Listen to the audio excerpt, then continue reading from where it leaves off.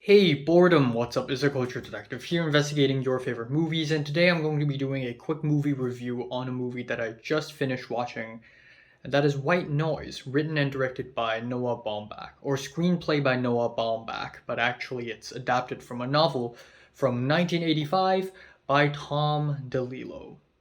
So yeah, White Noise is a movie that I've planned to watch for a while now. What the fuck? I actually planned to watch White Noise at the end of January to, wrap up January, but then I'm like, I gotta pack, I gotta make my short film, so I thought to myself, okay, when I go to the USA, after I return to LA, I will watch White Noise. And then day after day after day, I'm either too tired to watch White Noise, or I'm just busy doing something else, whether it be homework or uni applications or anything like that. So it wasn't until last night and then this morning I finished watching White Noise, and yeah, let's talk about it. So it is directed by Noah Baumbach, and while I'm not super familiar with his work, I did watch Marriage Story, his previous film from 2019, and I loved Marriage Story. It's a film that is incredibly simple yet humane. Adam Driver and Scarlett Johansson had breakout performances in this film, like easily the best performances from both of their careers. And I just love how simplistic it is. And I am not married, let alone be in a relationship, or I'm not in a relationship, let alone be married, but still I managed to enjoy it. And that's something really effective about Marriage Story, is that anyone from any age could also watch it and enjoy it.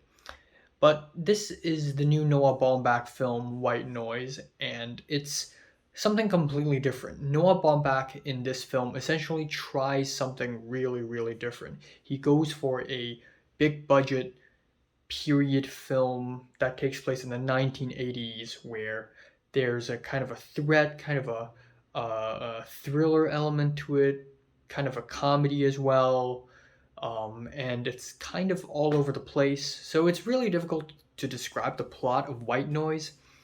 Um, but essentially, in the first half of the movie, or at least the first two-thirds of the movie, we have a toxic airborne event in Ohio in the 1980s, where there's this dark cloud of toxic chemicals, and everyone's trying to evacuate, and everyone's freaking out. And in the last third of the film, it deals with a shady, crazy guy who has invented a pill that can cure the fear of death, and Adam Driver's character and Greta Gerwig's character relationship to that person.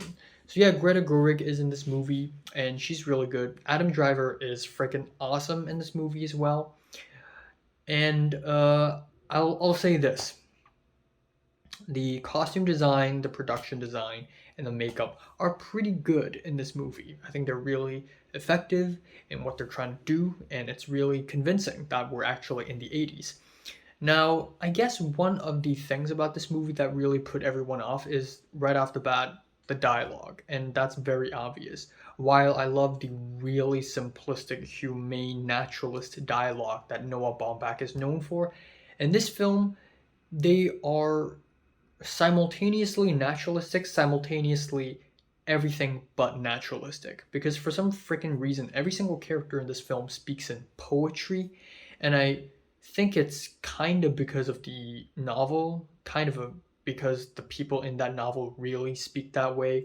But I guess Noah Baumbach just left it as it is, and while it is faithful adaptation, now I haven't read the book, so I don't know how people actually speak in the book, but what I can say is the way every single character speaks in poetry and abstractions and using weird sentence structures and vocab can be very distracting at times. Like sometimes characters would be speaking and they would be going off on things, and I would just be blank. Like my mind would be blank. I would be distracted by the dialogue and I wouldn't really know what's actually happening. And on top of that, the way the film is made, the cinematography, the sets, the way they're built, they're all kind of surrealist in a sense. It's like they're trying to do this 80s thing, but simultaneously there's almost this absurd surreal quality to it. And also the cinematography and the editing are also very Spielbergian for some reason. And there's something admirable in that, and there's nothing wrong with that, but I guess Noah Baumbach hasn't come to a point where he's good at this kind of stuff, given that this is only his first film in trying something Spielbergian.